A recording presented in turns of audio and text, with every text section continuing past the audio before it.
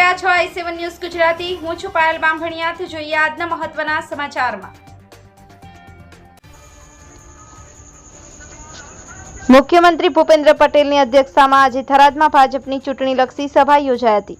જ્યાં કોંગ્રેસના પૂર્વ પ્રદેશ મહામંત્રી અને રાજપૂત સમાજના આગેવાન ડીડી રાજપૂત સહિત કોંગ્રેસના અનેક હોદ્દેદારો અને કાર્યકર્તાઓએ મુખ્યમંત્રીના હસ્તે કેસરીયો ખેસ પહેરી ભાજપમાં જોડાયા હતા, જ્યાં મુખ્યમંત્રીએ મજબૂત મતદાન કરી અને બનાસકાંઠાના ઉમેદવાર રેખાબેનને જીતાડવા અપીલ કરી હતી। Ramesh Rajput, i7 news Gujarati, Banaskantha. બિલકુલ, આજે હું અને મારા હજારો સમર્થકો સાથે ભારતીય જનતા પાર્ટીમાં જોઈન કર્યું છે। છેલ્લા 10 વર્ષથી ભારતના પ્રધાનમંત્રી તરીકે અને ગુજરાતના મુખ્યમંત્રી તરીકે જે નરેન્દ્ર મોદી સાહેબે કામગીરી કરી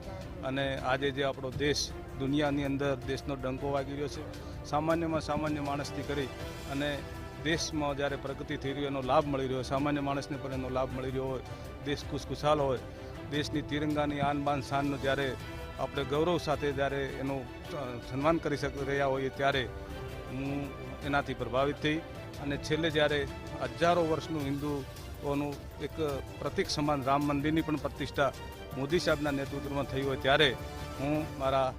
અંતરના આત્માને અવાજને સાંભળી અને ભારતીય જનતા પાર્ટીમાં આજ જોઈન કરી રહ્યો છું।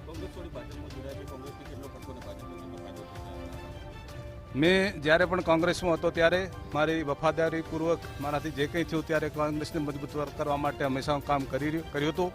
અને આજે હું જ્યારે ભારતીય જનતા પાર્ટીમાં જોડાઈ રહ્યો છું ત્યારે હું મારા તો તન મન ધન સાથે ભારતીય જનતા પાર્ટી અને માનનીય વડાપ્રધાન શ્રી નરેન્દ્ર મોદી સાહેબના હાથ મજબૂત થાય તેના માટે મારી પૂરી તાકાતથી કામ કરી અને પાર્ટીને મજબૂત થાય એવું કાર્ય કરીશ। આજે થરાદ માર્કેટયાર્ડ ખાતે અમે અમારા ગામના તથા તાલુકાના આજુબાજુના હજારો કાર્યકર્તા સાથે ભારતીય જનતા પાર્ટીમાં જોડાયા છીએ। એની અમને ખૂબ ખૂબ ખુશી છે, કેમ કે નરેન્દ્રભાઈ મોદીની આગેવાની હેઠળ જ્યારે આ દેશની અંદર જે વિકાસના કામો થઈ રહ્યા છે, જેવી કે 370 કલમ છે,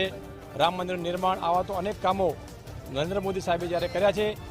એની પ્રેરણા લઈ અને અમે પણ આ બધા અમારા કાર્યકર્તાઓ મિત્રો સાથે આજે ભારતીય જનતા પાર્ટીનો ખેસ ધારણ કર્યો છે, જેને અમને એની ખૂબ ખૂબ ખુશી છે